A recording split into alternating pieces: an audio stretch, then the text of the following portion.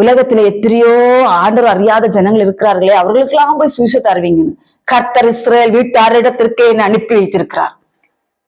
இஸ்ரவேல் காணாமற் போன இஸ்ரவேல் வீட்டாரிடத்திற்கே என்னை அனுப்பி வைத்திருக்கிறார். அதனால யார் யாருக்கு சுவிசேஷம் சொல்லணும்னு சொல்லி கர்த்தருக்கு தெரியும். நீங்க சொல்ல வேண்டிய தேவை கிடையாது. கர்த்தர் யாருக்கு சுவிசேஷம் அறிவிக்க வைக்கிறாரோ அவங்களுக்கு தான் சுவிசேஷம் அறிவிக்க வைக்க முடியும். கர்த்தர் சொல்லாத வார்த்தையை கர்த்தர் சொன்னாருன்னு சொல்ல முடியாது. சரியா? அதனால கர்த்தருடைய பிள்ளைகளை இந்த நாட்களில் எந்த சீர்கேடுகளில் சீர்கட்ட பிள்ளைகளை திருமல் என்று கர்த்தர் சொல்கிறார். உங்கள் ஆவி ஆத்துமா சரீரத்தை தூய்மைப்படுத்துங்கள்.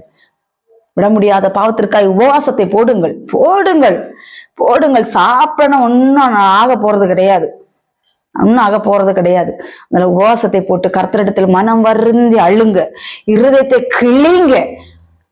கிளிங்க. ஆண்டவரே மன்னியும், நான் இப்படிப்பட்ட சீர்கேடுகள் இருக்கிறேனே என்று கர்த்தரிடத்தில் போராடுங்கள். யாக்கோபு போராடினார்ல, யாக்கோபு உயிருக்காக போராடினாரு. நான் அதே உயிருக்காக தான் போராட சொல்றேன். உங்களுடைய நித்திய ஜீவன் உயிருக்காக நான் போராட சொல்லி கொண்டிருக்கிறேன். பகைக்கிறவங்க பகைங்க, ஏற்றுக்கிறவங்க ஏற்றுக்கொள்ளுங்க. இந்த நாட்களில் கர்த்தருடைய என்னுடைய வாயிலே வார்த்தைகளை அருள அநேக பிசாசு பிடித்த மனிதர்களுக்கு அது பிடிக்க மாட்டேங்குது. கொந்தளிச்சுட்டு வர்றாங்க, எரிச்சல் படுறாங்க.